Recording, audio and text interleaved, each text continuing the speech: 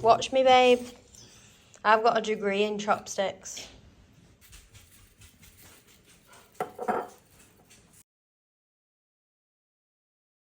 Alexa, stop music. Oh my God, babe. Why is she not listening to me? Alexa, pause music. Alexa, shut up. Alexa, volume down. Right, Charlie. Alexa, stop music. She's being a little rebel. Oh my God, AI's taking over. Alexa, get off me. We're being taken over. Alexa, stop music. Oh my God. Doggy poo bags. And we need some treats. Today is Monday, so we're gonna go for a quick walk with the dog.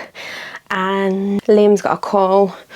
And then I think we're gonna try, I'm gonna do some bits of work, and then I think we're gonna try and go to the gym a little bit later. So I've started doing this thing called seed cycling, and it's where you alternate between pumpkin seeds, flax seeds, sunflower seeds, and what's the other one? There's another one. I don't have my phone on me. But you switch between 2 seeds in the follicular phase and 2 seeds in the luteal phase. And they all contain different amounts of vitamins and minerals that are really important for each part of your phase. All of the seeds could be consumed any time of your cycle anyway, because they're going to be beneficial. But I read a couple of articles on it and I thought, I may as well give it a go. We want to try and include more nutritious foods that contain a lot of micronutrients to support my body during the phase leading up to IVF. So yeah, that's kind of my plan for the next few months, just to really nourish my body, manage stress, and that means cut out anything that's impacting my mental health directly. And it can take 3 cycles for your eggs to be ready. So that means 3 months of nutrition, 3 months of exercise, managing stress, making sure your sleep's good, just making sure that your body has the best chance for it to work. And obviously with the NHS, you only get, where we live, you only get 1 cycle, so it's quite a lot riding on it, and you obviously want your body to be in the best place. Here I am. Walking prim.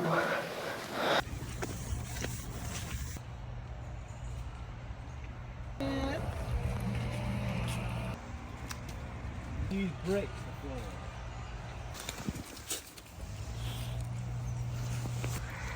floor. Boom. Why is he answering to that? Oh, Hanky, do you want a treat? Since I've been using that red light, I have noticed a massive difference. I just feel like in my mood lighter and just more level-headed. I've been using it every day, pretty much, apart from the weekend, because obviously I went to my mum's. But I've been using it every day for like 2 weeks, I would say. I feel like skin's any better. Well, what do you think? I mean, I can't tell, it looks fresh, but it always kind of looks quite fresh. I don't know. That might be the trick of knowing though, mightn't it? Yeah. What And do you the think? lightness might be the fact you feel lighter and happier. Could be the fact you're not drinking. Yeah, it could be. Yeah, but the thing is, I don't think it is the drinking thing, because it's been 70 days, you know. Just over 70 days we've been sober. And I definitely started noticing the difference with the light therapy a couple of days after using it. I mean, it's proven to help you, so it could be. Yeah.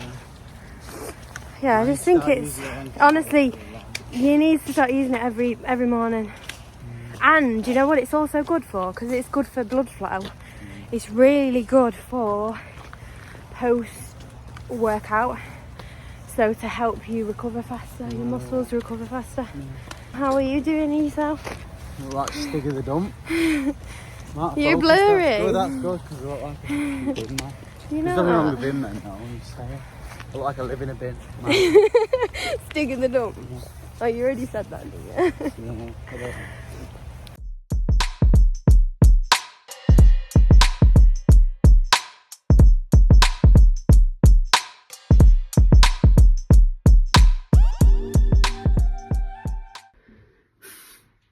4 in 100, 4 out of 100 people taking tretinoin may have heart failure.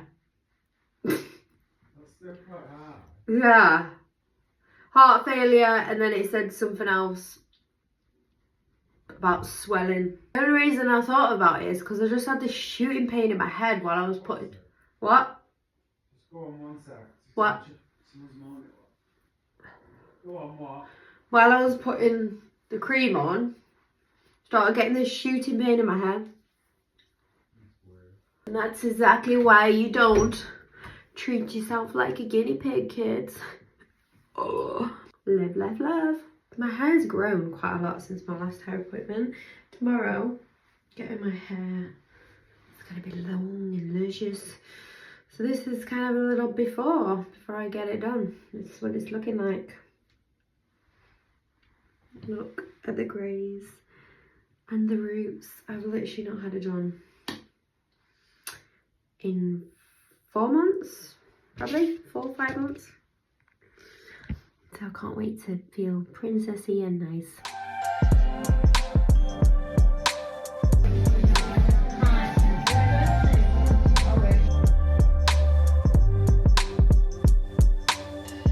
Hello, so it is a different day and I have got long hair. God, okay, this is a whole video trying to get my body like prepped and back into a really good routine and stuff, but this week has been a bit of a mad one. I feel like I've been waking up every morning almost like I'm getting ill.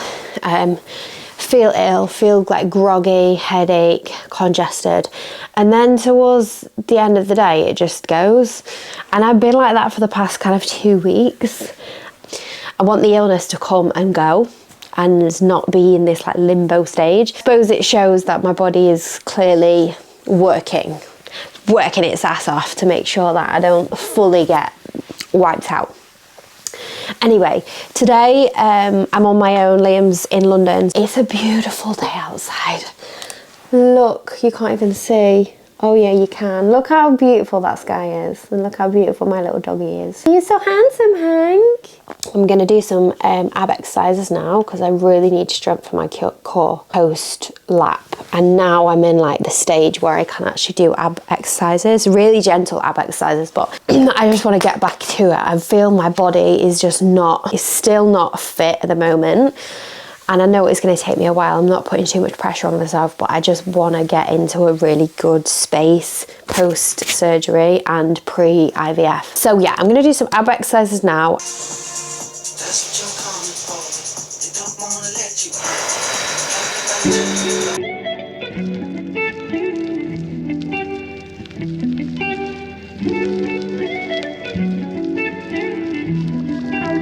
I'm just trying to do some diaphragmatic breathing. Because if you feel like stressed or anxious, or if you're kind of typically an anxious person, you tend to chest breathe more. When you start to practice diaphragmatic breathing, it really does help with getting more oxygen into your body and kind of de-stressing, calming your nervous system. It's actually something that I learned in my postnatal qualification when I did it, my personal training qualification, to help pregnant and postnatal women.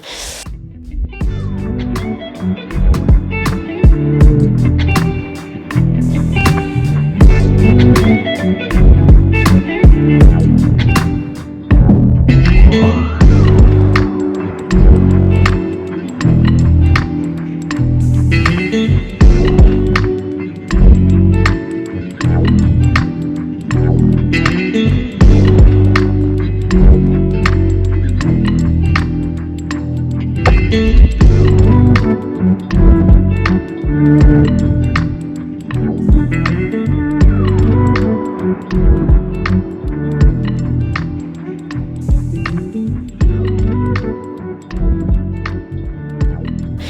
I'm gonna go for a walk. Usually when I say that word. Oh, sorry I woke you with the camera zooming in. He's just so cute. Do you want to go out? Want to go for a walk? You want to go for a walk? Yeah? Come on in. Okay, sit down. Good boy, stay.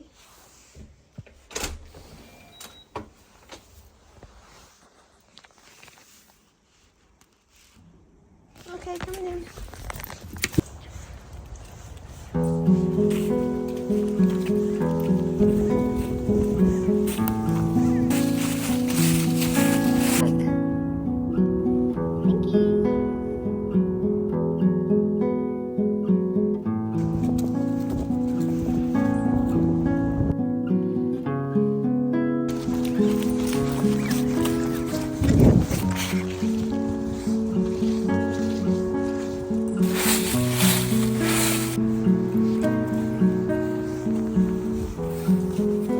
I've just got these in the post. H&B Cosmetics concealers. Soft Focus Airbrush Concealer. This is the best concealer I have used, hands down. You know the collection, I think it's the collection one, is meant to be a dupe for like the NARS concealer. I've never spent like 20-25 quid on a concealer. I would never do that. It's too expensive. I just think for what it is, I would never spend over 25 quid on a concealer. I'd never spend over 10 or 12. 12 is probably my max. But yeah, I think I'm sure the NARS one is like 25 quid. It's meant to be really good. Same with the Tarte Shape Tape. And I think the collection that you get in Superdrug or Boots that's like £2.99, that one's like a dupe for the Tarte Shape Tape. But this, the reason why I've got two colours is because it's so good that I'm going to use this as a contour, because the formula is just incredible. Like, you just need a tiny bit. And you know how sometimes you put on concealer and it goes like streaky, patchy. When it dries, it dries patchy. This doesn't do that at all. I don't know what she's put in it, but it's just what is that getting in my nose? I don't know what's wrong with this house, but I feel like I'm getting congested from it. I don't know whether it's like we've got a mold issue or what, but when I was speaking to you earlier about the congestion going on for the last 2-3 weeks now, me and Liam have both been feeling headachy, congested, and obviously you might be just thinking you've both just got a virus, like it's that time of year. But I just find it odd that every time I've slept somewhere else, like I've gone to my mum's, I've not woke up with this congestion. It's just in the house. And I'm getting so paranoid. Now I've got health anxiety and I'm a little bit of a hypochondriac. So I wouldn't take this too seriously. But I think I've convinced myself that we've got like a mold problem or something, a hidden mold problem, because I don't know what it is. It's almost like we've got allergies, like morning allergies. I've Googled it, and apparently morning allergies can come from pet dander. I didn't even know what pet dander was. Apparently it's pets, when they kind of shed hair and things like that, it goes into the air, and it's essentially from your dog's fur. Never even heard of that. Apparently that can cause morning allergies, and I'm sure you're more susceptible to morning allergies if you've got asthma or hay fever. Liam's got hay fever. I haven't. So I don't know whether I'm just being a drama queen. Okay, so I was supposed to go to the gym. My head's not feeling totally right. I feel ill, on the verge of getting ill, like I've mentioned. So I've decided the best thing for me is to eat some heartwarming, comfy food.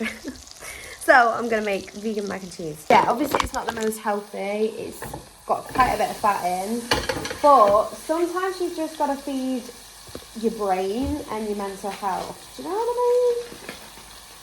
I mean? I'm gonna try and put quite a lot of veggies in it as well.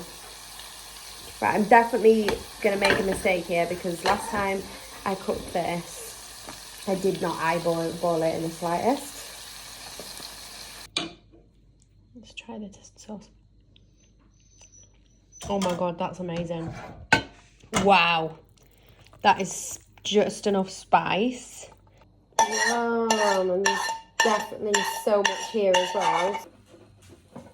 Look at this super cute calendar we got for Hank. Advent calendar. Okay, ignore these chunky bits. So this is it so far. That's a good boy. Jungle boy. And I've put some vegan chorizo on top and some sriracha sauce. Doesn't it look good, Hank? So I thought I would show you what smoothie I normally make on a daily basis for those of you that are interested in kind of nutrition-free, IVF nutrition-free, trying to conceive, that kind of thing. So I usually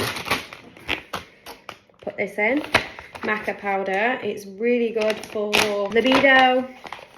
It's really good for reproductive health, and I usually just bang in like about a tablespoon. This gives it like a really nutty, creamy flavour. That's why I like that one as well. Then I go in with some protein. Obviously it's really important to make sure that you keep on top of your protein, especially when you're trying to conceive or for IVF. Protein is the number one for muscles, bones, anything building we need. Blueberries, obviously, don't need to say much about them.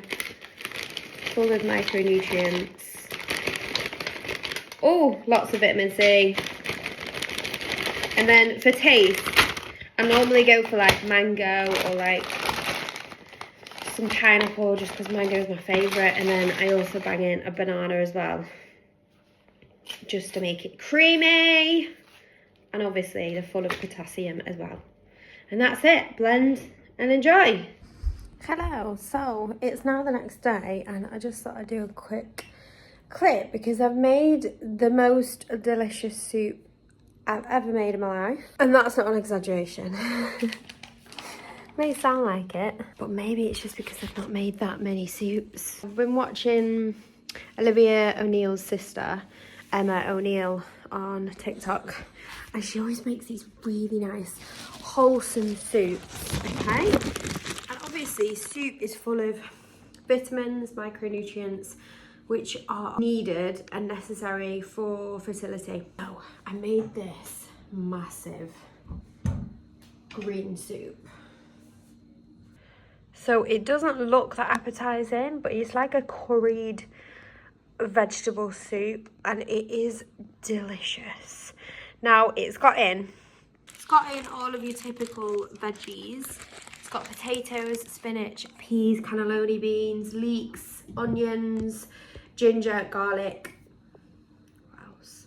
Bit of cabbage, broccoli, potatoes, just like one jacket potato I'll put in. And the way I made it was just like a normal soup. So start cooking your veggies in olive oil, then add in the stock, veggie stock to the mixture.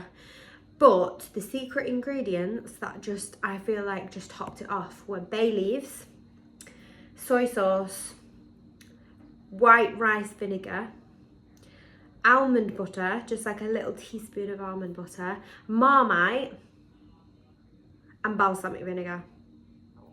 I feel like that just took the dimension. Did I say Marmite? Yeah.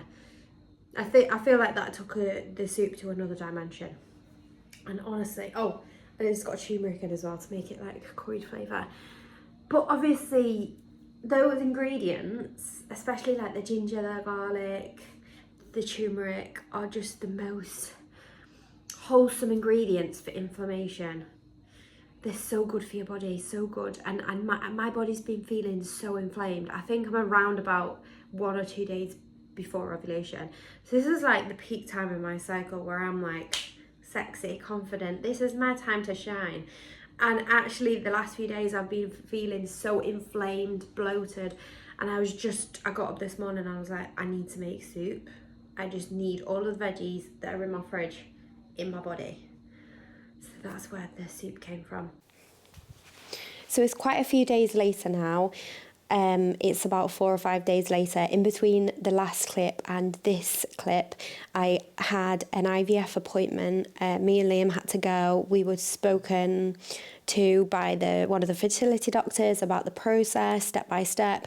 They went through all of our medical history, talked about what medications, how the medication is going to work and things like that, and talked about the next kind of steps of what we need to do before the IVF. Now, he said that I needed to lose some weight because there's a maximum BMI limit. So I need to lose roughly, well, I'm saying 10 pounds because I want to make sure I'm definitely under that BMI limit. I'm only over it by like 0.6 points. So it's not going to be difficult, but the problem is I'm going to have to lose 10 pounds over Christmas, so between now and the 12th of January, because that's my next nurse appointment where they do all of the final like weigh-in and stuff like that before the next step. So I'm thinking I'm going to document my journey on here and on TikTok. If you don't follow me on TikTok, it's at Imogen Rose IG. And I'm going to check in weekly over there as well, do kind of body transformations every week just to hold myself accountable. I know I can do it. If anybody is in the same boat, please comment below. It's fun to come to YouTube with a little bit of a journey just before the IVF starts. I think this whole series of IVF is going to be so amazing to document because that's what's comforted me the most, by looking at videos on YouTube and seeing other women go through it and seeing how they react. It's just gives you so much insight watching a YouTube video on a process. So I am going to document the IVF process on here. Hit follow if you are interested in that. And yeah, I hope you enjoyed the video. I will speak to you soon.